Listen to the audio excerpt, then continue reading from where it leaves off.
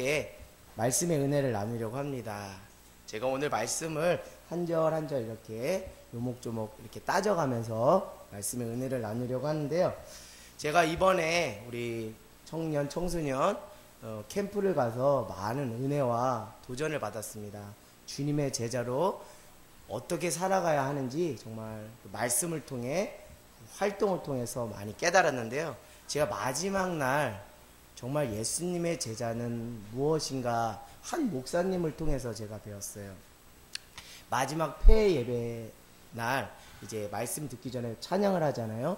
근데 우리 아이들이 전날 마지막 날이라고 밤늦게 잔 거예요. 그래서 몸이 육신이 피곤하니까 찬양이 시원치 않은 거예요. 그래서 목사님께서 찬양 인도를 하는데 우리 아이들이 정말 너무 밋밋한 거예요. 그래서 목사님께서 이렇게 아이들한테 외쳤습니다.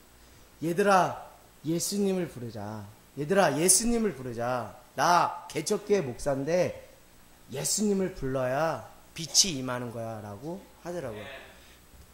목사님이 정말 눈물 흘리며 호소를 하더라고요. 어떤 내용인가 했더니 목사님께서 개척하지 한 3년 정도 됐는데 그 가족과 그 성도 한 명을 놓고서 그 예배를 한다고 합니다. 특별히 어떤 날에는 수요나 금요 때는 그 청년 한 명을 놓고 자기가 말씀을 전할 때가 많다고 해요.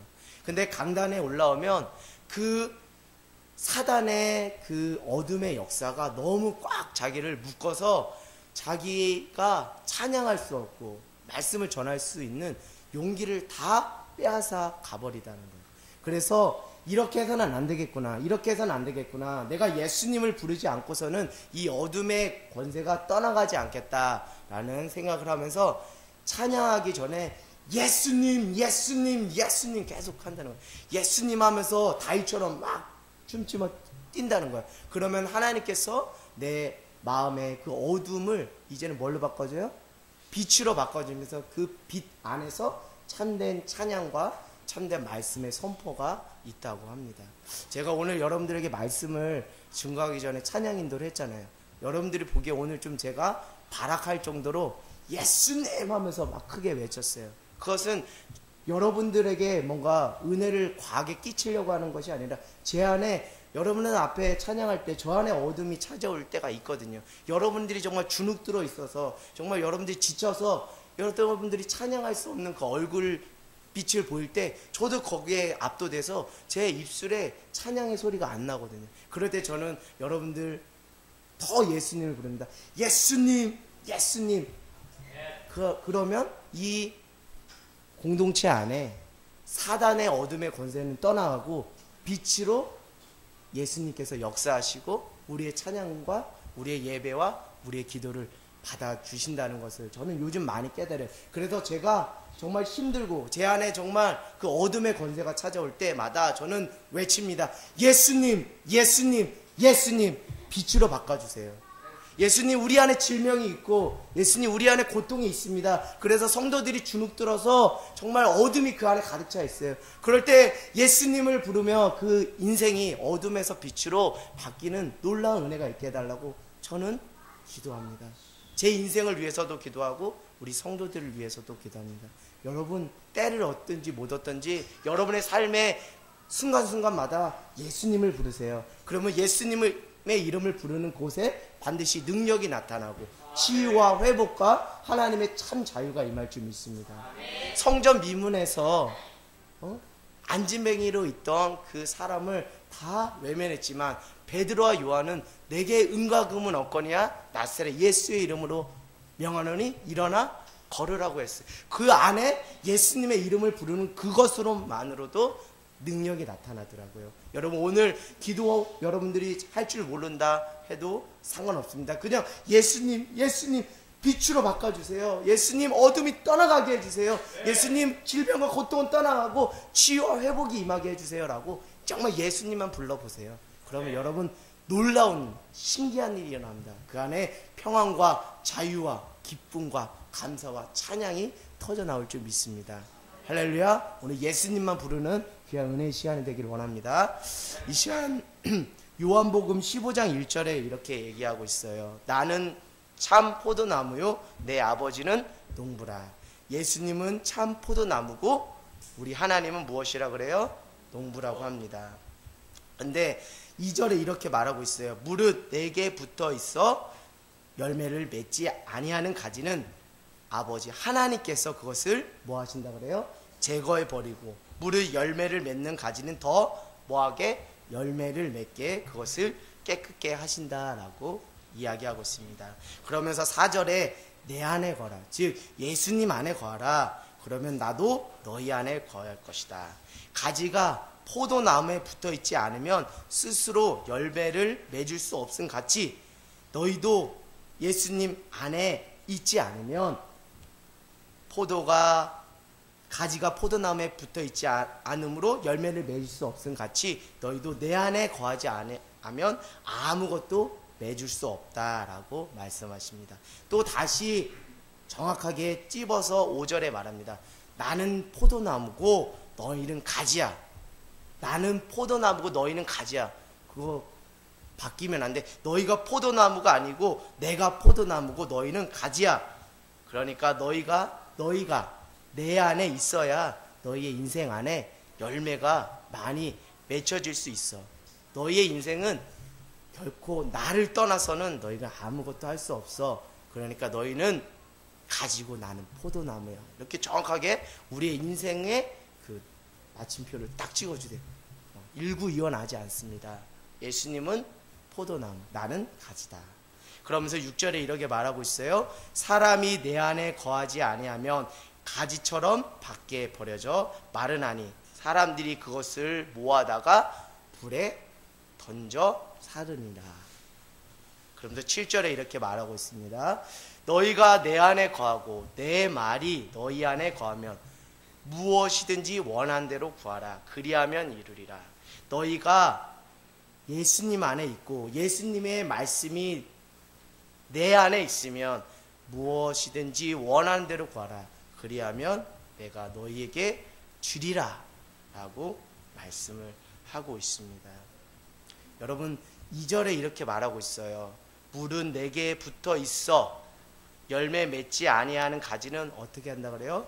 아버지께서 그것을 제거해 버린다. 여러분 붙어 있기만 하면 끝나는 게 아니에요. 붙어 있대 무엇을 맺어야 된다 그래요? 열매를 맺어야 된다고 해요. 정말 붙어 있기만 한 것으로 교회 다니는 것으로만 그것으로만 만족하면 안 된다는 거예요. 중요한 것은 열매라는 거예요. 열매로서 내가 주님의 제자인지 아닌지를 내가 알겠다라고 말씀하시는 거예요. 즉 신앙생활이라는 것은 뜬구름 잡는 게 아니에요. 신앙생활은 삶이 있고 실체가 있어야 되는 겁니다. 참된 신앙은 거품이 빠지고 그 안에 알고 그 안에 삶의 실체가 있어야 그의 신앙을 하나님께서 인정해 주신다는 거예요. 여러분 그렇다면 예수님 안에서 맺혀야 할 성도의 열매는 뭘까요? 여러분 무엇을 맺어야 할까요? 여러분 예수님을 닮아가는 것이 열매 맺는 삶인 줄 믿습니다. 이것이 신앙의 본질이에요. 여러분.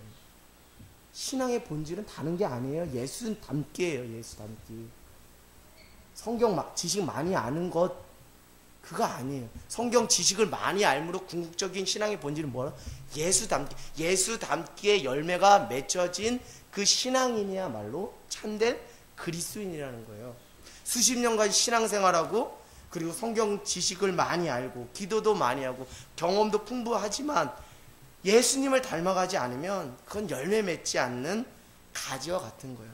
여러분 지금 예수님 닮기를 얼마나 갈망하며 예수님 닮기 위해 얼마나 몸부림치고 계십니까?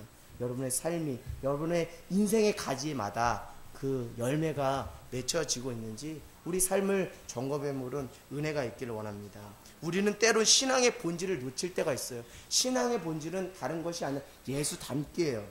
근데 예수 닮기는 뒷전으로 하고 내 성격대로 내 경험과 지식대로 신앙생활 할 때가 있어요. 매우 안타깝습니다. 솔직히 말씀드려서 매우 안타까워요.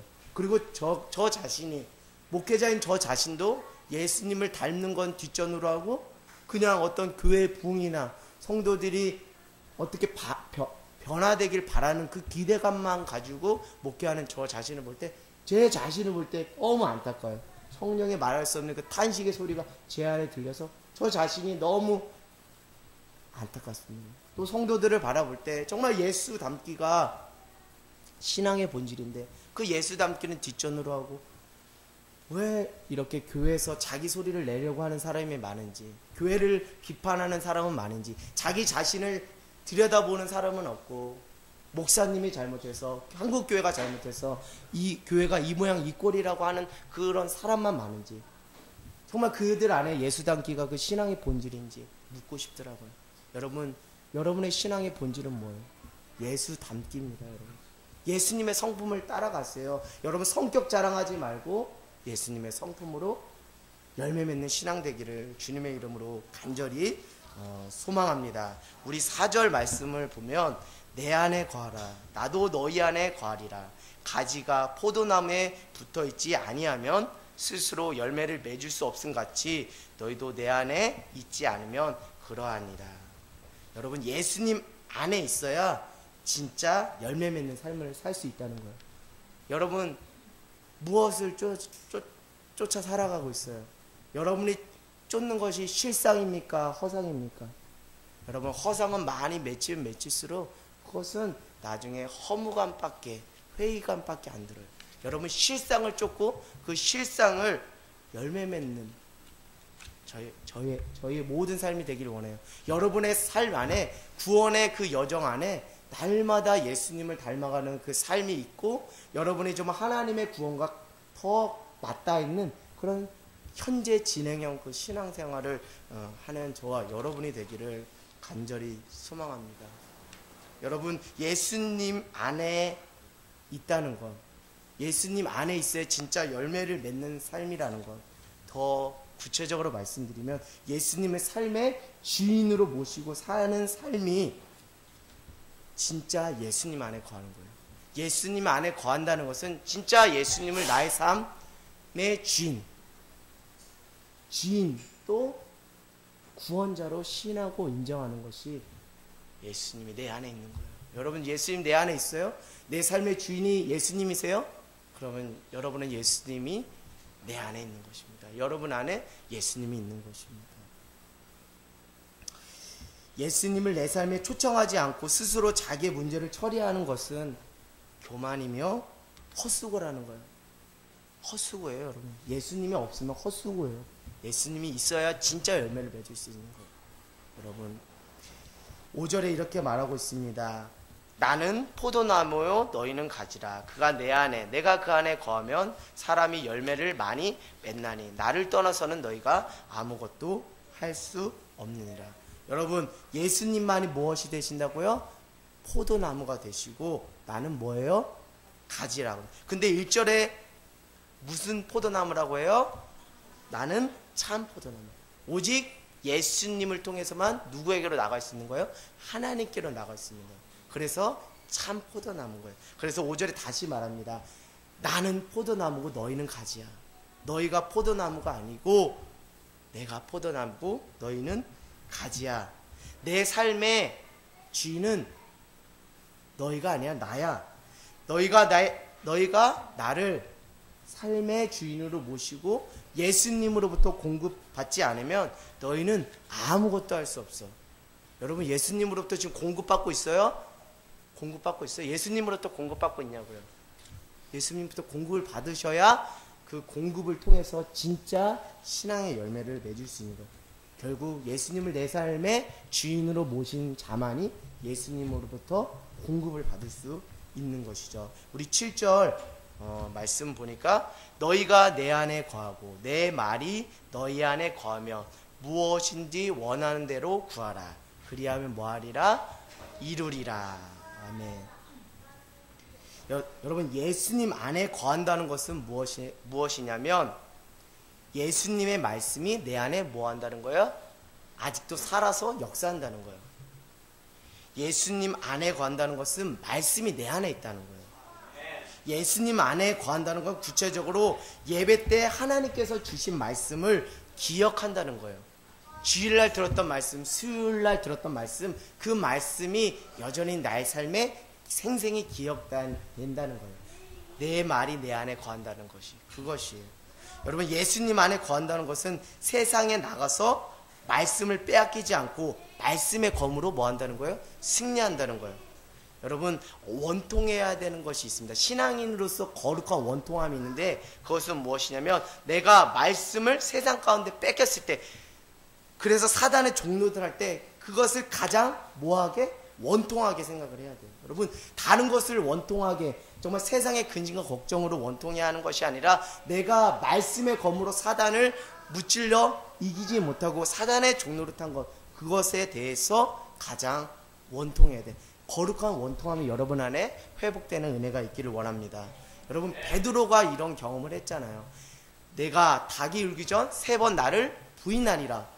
듣기는 들었지만 그 예수님의 말씀이 어디에 남지 않았어요? 마음에 담지 않았어요. 그랬더니 그가 고난이 왔을 때 여지없이 예수님을, 닭이 울기 전 예수님을 3번이나 부인합니다. 그래서 베드로 전서에 그가 말씀을 기억하라고 그렇게 힘을 내어서 강조해서 이야기하는 거예요. 왜요? 그의 삶에 한 가지 안타까운 점이 있다면 예수님께서 그에게 직접 면전에 대고 하신 그 말씀을 빼앗겨서 승리하지 못하고 사단의 종노릇한 그 경험들이 있기 때문에 그렇습니다. 여러분 안에 말씀을 빼앗김으로 오는 그 원통함이, 처절한 원통함이 회복되길 원합니다. 반대로 여러분이 말씀을 통해 세상 가운데 나가 말씀 빼앗기지 않고 말씀으로 승리하는 귀한 인생이 되길 원합니다. 여러분, 오늘 함께 예배 가운데, 기도회 가운데 나오진 않았지만 아사다 류타로, 여러분 다 아시죠? 우리 성도님 일본에서 생활하시다 한국에 오셔서 저희 교회에서 함께 신앙생활한 지 이제 얼마 되진 않지만 그 성도님께서 저에게 수요일날 수요 은혜 예배 전에 저에게 이런 얘기를 하는 거예요. 목사님께서 이런 말씀을 했다는 거예요. 예수의 사람은 나 자신을 깎는 것이다, 이렇게 말씀했다는 거예요. 저는 사실 목사님께서 그 예수의 사람은 나 자신을 깎는 것이다, 그 말씀을 저는 죄송스럽지만 그 말씀을 제가 까먹고 살았어요. 근데 아사다 류타오 성도님이, 목사님께서 예수의 사람은 나 자신을 깎는 것이다 라는 그 메시지가 마음에 남았나 봐요.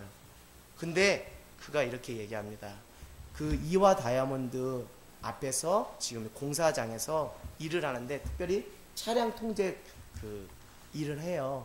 그 차량 통제를 하다 보면 5만 가지 사람을 다 봅니다. 자기 스케줄이 바쁘니까 막 이렇게 하는데도, 정지하라고 하는데도 막 밀어붙이는 사람들이 있다는 거예요. 그런 사람들한테 정말 혈기를 부리면서 하고 싶었다고 합니다. 정말 험한 말을 하고 싶었다고 합니다. 어떤 사람은 지나가면서 쌍소리를 하는 것이 자기 귀에 들려서 정말 쫓아가서 한판 하고 싶었다고 솔직히 얘기합니다. 그런데 자기가 하지 않았던 것은, 주일 목사님께서 예수의 사람은 나 자신을 깎는 것이다, 깎아야 된다, 나를 부인해야 된다는 그 말씀이 자꾸 자기 뇌리를 쳐서 그 말씀에 자기가 다루심을 받고 웃음으로 그를 잘 보내줬다고 합니다. 오늘 제가 우리 세진이와 또 그 성도님을 찾아가기 위해서 캔커피 2개를 가지고 갔는데, 그때도 막 그 제재를 하는데도 막 사람들이 막 하는 거예요.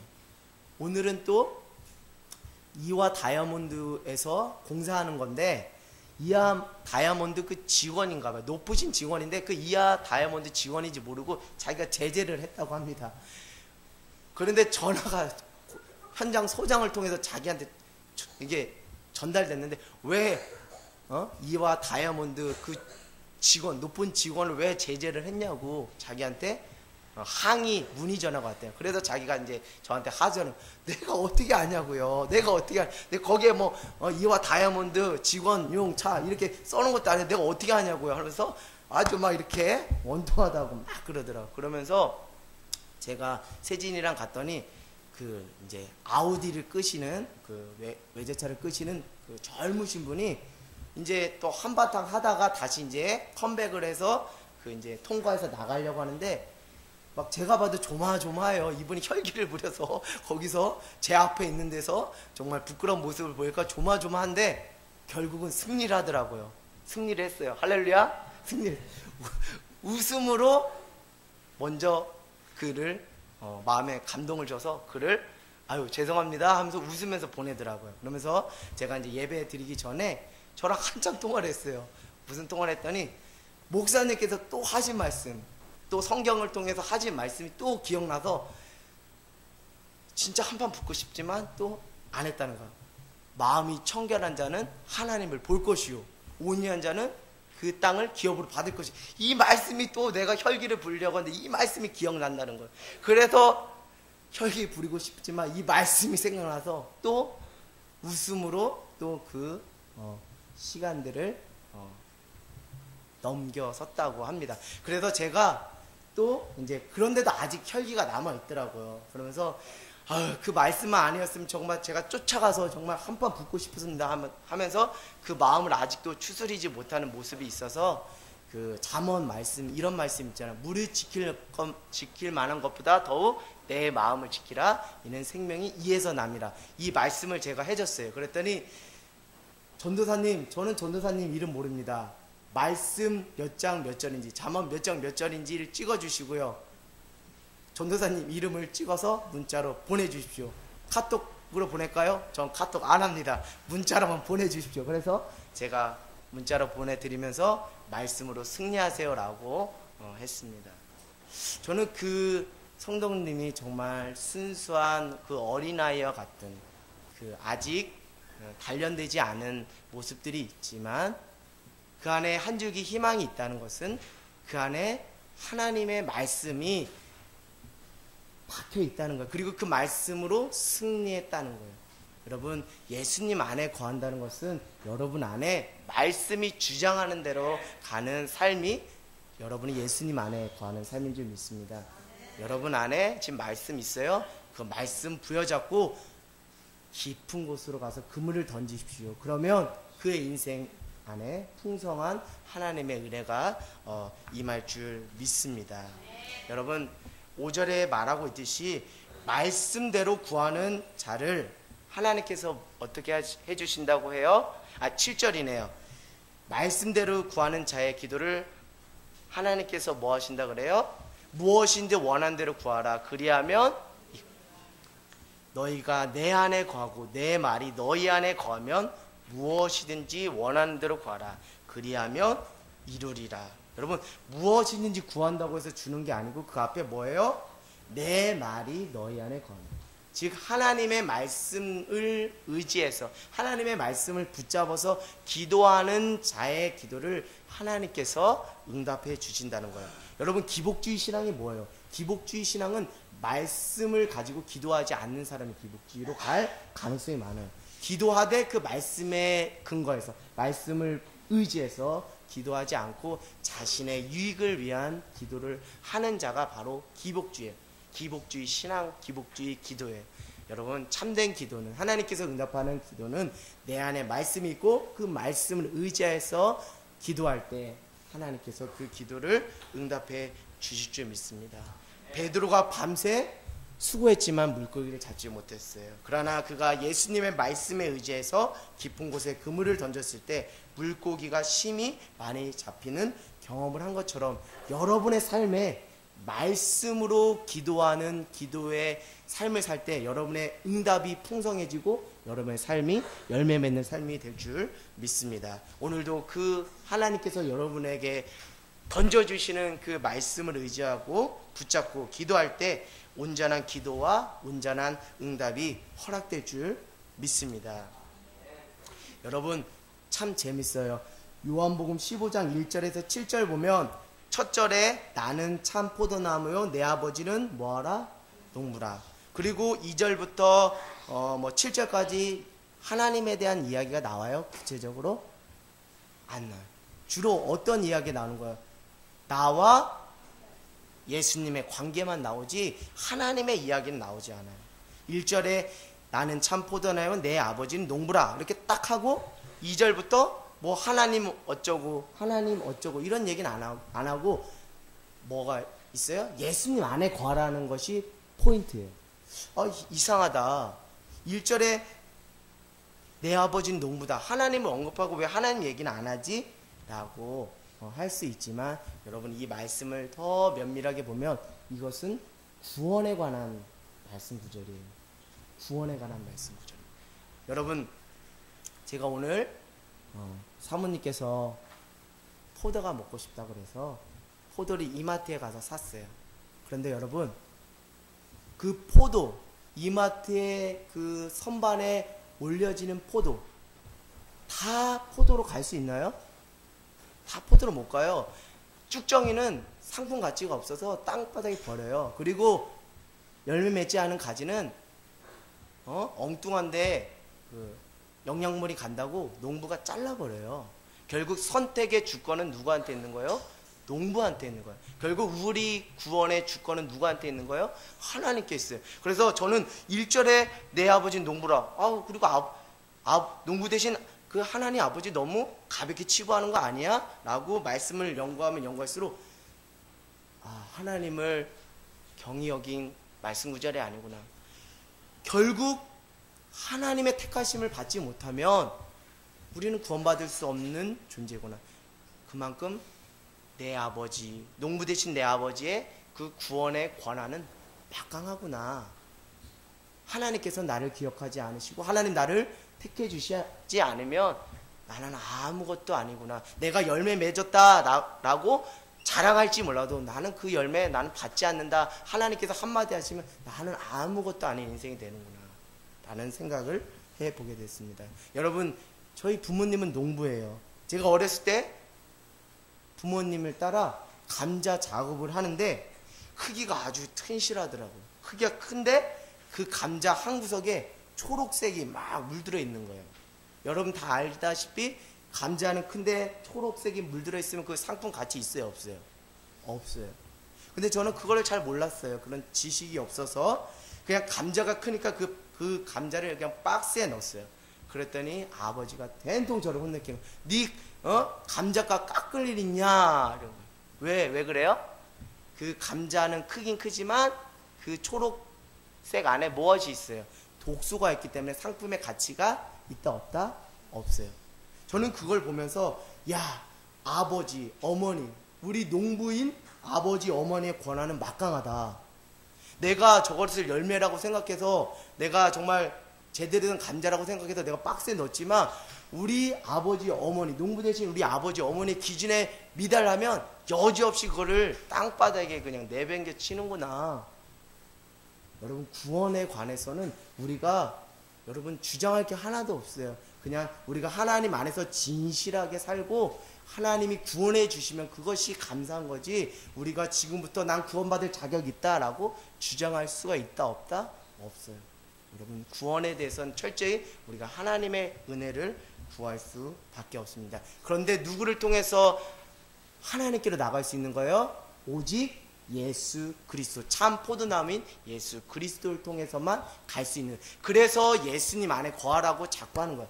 예수님 안에 거하는 자가 하나님께로 갈 수 있고 그 자가 하나님 앞에 열매로 인정받아 구원을 얻을 수 있는 거예요. 그래서 예수님을 통과하지 않고는 우리가 하나님께로 나갈 수 없기 때문에 예수님은 참 포도나무요 우리는 가지, 하나님은 농부시다 라고 이렇게 말씀하고 있는 거예요. 결국 가지에 있는 열매를 보고 농부이신 하나님이 가지에 있는 열매를 따시기도 하지만 그 가지에 열매가 없으면 가지치기를 해서 가지를 베어 버리기도 하는 거예요. 우리가 구원받는 선택의 권한은 철저히 농부 대신 그 하나님께 있다는 것입니다. 우리가 하나님의 선택을 받기 위해서는 스스로 힘으로는 불가능하다는 거예요. 결국 우리는 반드시 예수님이 내 안에 있을 때 진정 하나님께로 나갈 수 있다는 거예요. 우리 안에 예수님을 믿는 참된 믿음이 있을 때 하나님께 나아갈 수 있고 하나님께 구원받을 수 있다는 거예요. 여러분 예수님 안에 참된 믿음이라는 것은 무엇일까요? 7절처럼 내 안에 예수님이 있어야 되는 거예요. 여러분 내 안에 예수님이 있어요. 참된 믿음이라는 것은 곧 예수님께서 하신 그 말씀이 내 안에 있고 예수님으로부터 공급받고 예수님의 힘으로 사는 자가 참된 믿음의 소유자입니다.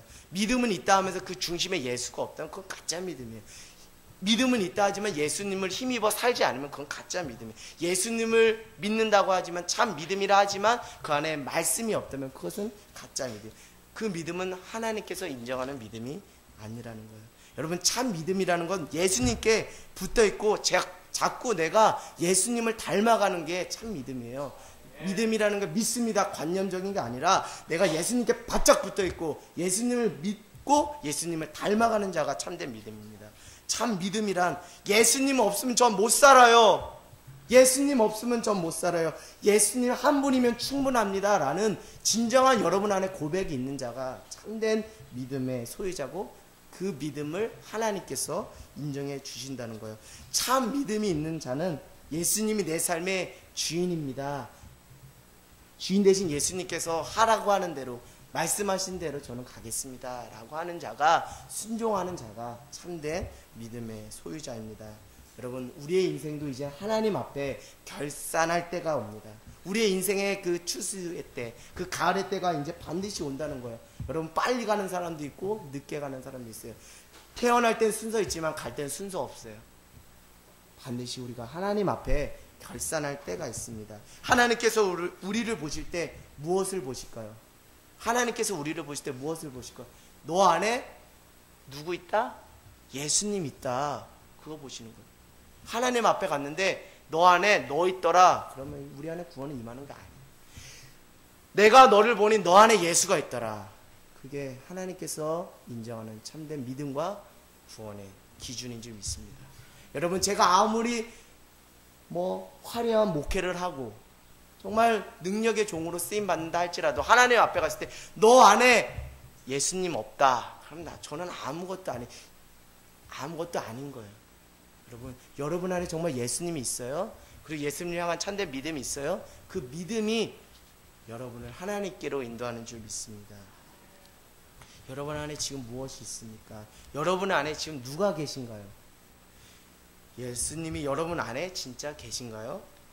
예수님이 내 안에 계셔서 예수님 뜻대로 예수님 닮기 위해 몸부림을 정말 치고 계신가요? 정말 내 안에 지금 무엇이 있어요? 여러분이 말하고 행동하는 그것이 예수님으로부터 온 것인지 나 자신으로부터 온 것인지 점검하는 저와 여러분이 되길 원합니다. 여러분, 하덕규 씨 아시죠? 시인과 촌장의 하덕규 씨가 작사 작곡한 가시나무라는 곡이 있어요. 이건 원래 CCM이에요. CCM. 그가 주님을 만나기 전에 마약을 하며 방탕하게 살았어요. 그러나 예수님을 만나고 치유받고 간증해서 쓴 곡이 바로 가시나무라는 거예요. 여러분, 이 가사는 정말 의미가 깊어요. 우리의 신앙을 점검해 볼 수 있는 좋은 아주 글귀입니다. 여러분에게 읽어드리도록 하겠습니다. 내 속엔 내가 너무도 많아 당신의 쉴 곳이 없네. 내 속엔 헛된 바램들로 당신의 편한 곳 없네. 내 속엔 내가 어쩔 수 없는 어둠 당신의 쉴 곳을 뺏고 내 속엔 내가 이길 수 없는 슬픔 무성한 가지나무 숲 같네.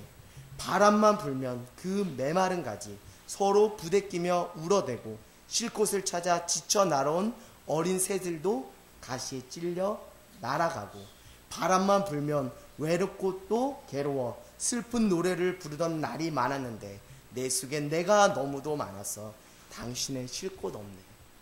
여러분, 내 안에 지금 누가 계신가요? 내 안에 무엇이 나를 주장하고 계신가요? 여러분, 간곡히 부탁하기는 여러분 안에 예수님이 여러분 안에 살아서 역사하는 귀한 인생 되기를 주님으로 간절히 소원합니다.